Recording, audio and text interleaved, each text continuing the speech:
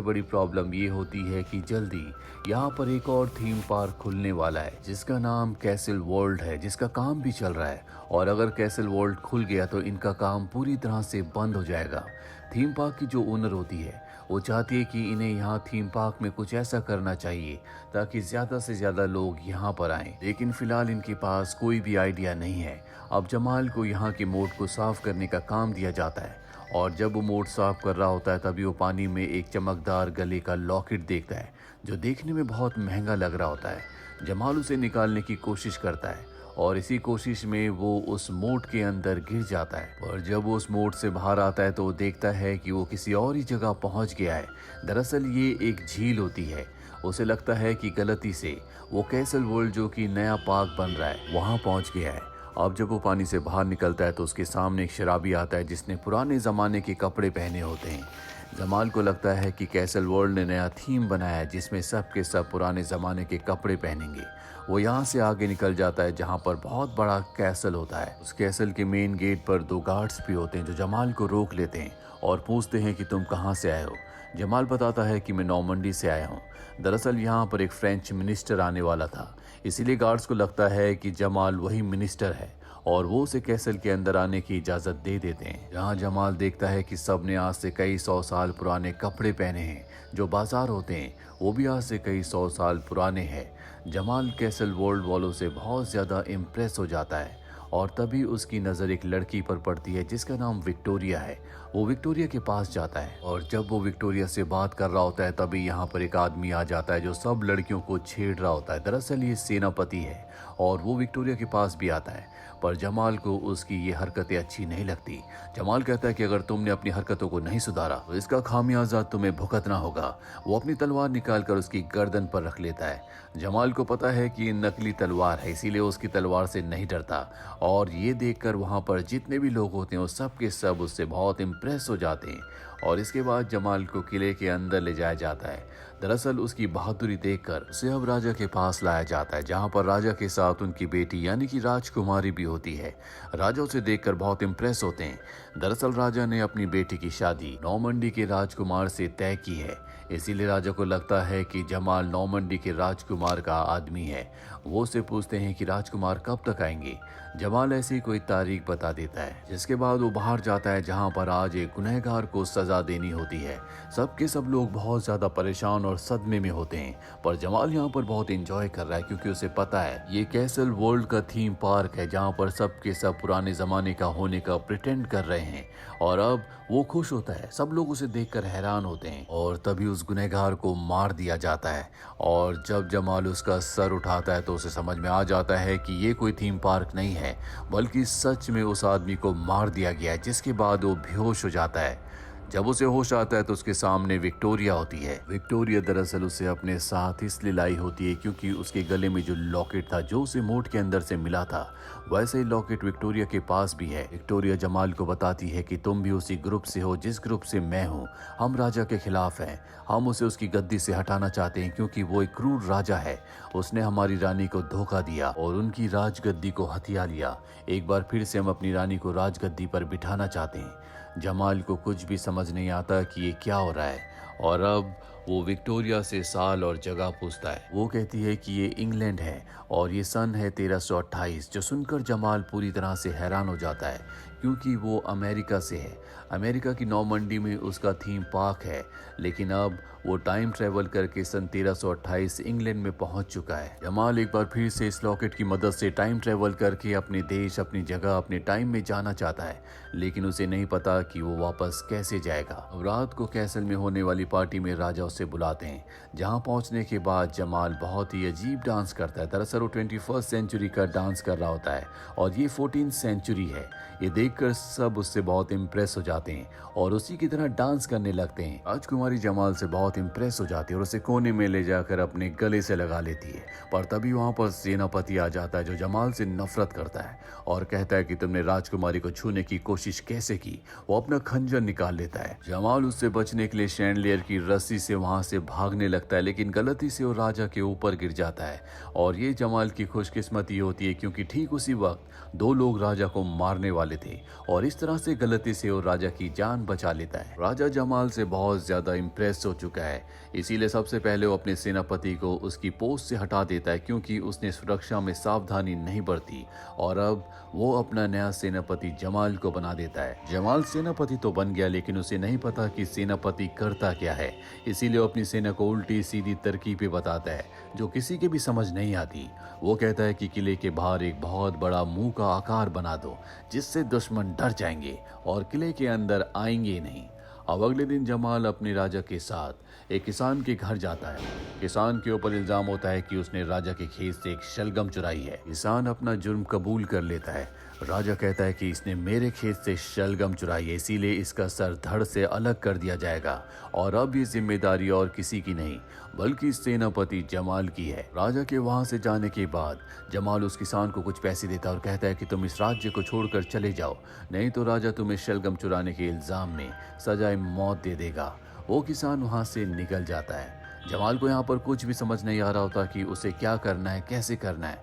वो बस अपने वक्त में अपने देश वापस जाना चाहता है। रात को उसके पास विक्टोरिया को लाया जाता है।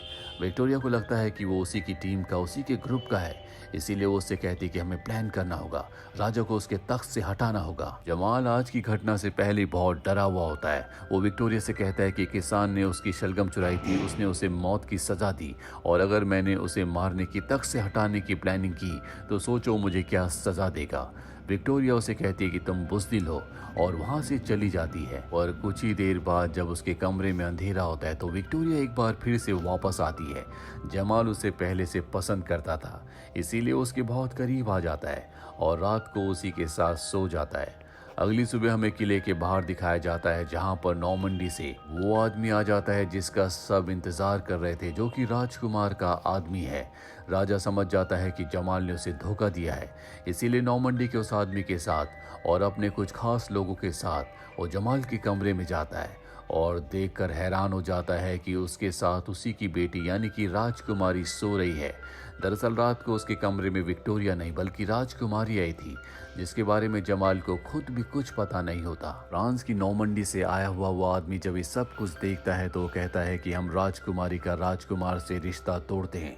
राजा को अब जमाल पर बहुत गुस्सा आ जाता है, जिसके बाद जमाल को उन्हीं दो कैदियों के साथ बंद कर दिया जाता है जो राजा को मारना चाहते थे, और जमाल की वजह से राजा की जान बच गई थी। अगली सुबह इन सब को सजाए मौत देनी है, और जब जमाल की बारी आती है तो जमाल कहता है कि मैं भविष्य से आया हूँ, अगर किसी ने मुझे कुछ किया तो मैं यहाँ पर तबाही ले आऊंगा क्योंकि मैं एक जादूगर हूँ। वो अपनी जेब से लाइटर भी निकाल कर सबको जलाकर दिखाना चाहता है क्योंकि लाइटर इस दुनिया में इस वक्त में नहीं होता, और अगर उसने लाइटर जला दिया तो सब उससे डर जाएंगे। पर उसकी किस्मत अच्छी नहीं होती, उसका लाइटर जलता ही नहीं है, और अब उसका सर कलम होने वाला होता है कि तभी जो सर कलम करने वाला वहाँ पर गार्ड होता है, उसके गले में सेब अटक जाता है और सबको लगता है कि जमाल एक असली जादूगर है, उसी ने अपने जादू से ऐसा किया है। सब लोग उससे डरने लगते हैं और तभी जलते हुए तीर आसमान से बरसने लगते हैं। दरअसल बाहर वो लोग होते हैं जिनके लोगों को यहाँ पर सजाए मौत दी जा रही होती है, जो लोग बंदी होते हैं। ये वही ग्रुप है जिस ग्रुप की विक्टोरिया है, और विक्टोरिया भी जमाल को अपना ही ग्रुप का समझती है, इसीलिए वो जमाल और उन दोनों लोगों को जिन्होंने राजा को मारने की साजिश की थी यहाँ से लेकर किले से बाहर निकल जाती है। और अब बाहर आने के बाद जमाल उस आदमी से मिलता है जो झील से निकलने के बाद पहली बार उसे मिला था, जो कि शराबी है।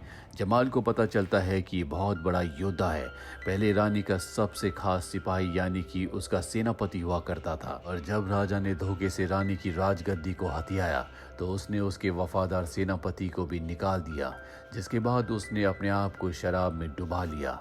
अगले दिन जमाल देखता है कि सेनापति को 3 लोग परेशान कर रहे हैं। वो उनसे लड़ने की कोशिश करता है पर वो जमाल को मारने लगते हैं।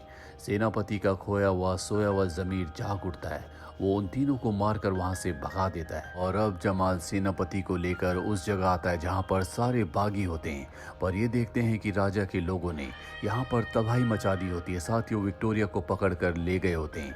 सब के सब हताश हो जाते हैं, पर तभी रानी जो इन्हीं के बीच में छुप कर रह रही होती है वो अपना नकाब हटाती है और कहती है कि हमें राजा के अत्याचार को खत्म करना होगा, हम सबको मिलकर लड़ना होगा। और अब इस सब के सब किले के ऊपर हमला करने की तैयारी करना शुरू कर देते हैं। और जल्दी वो दिन आता है जब ये किले के ऊपर हमला करते हैं।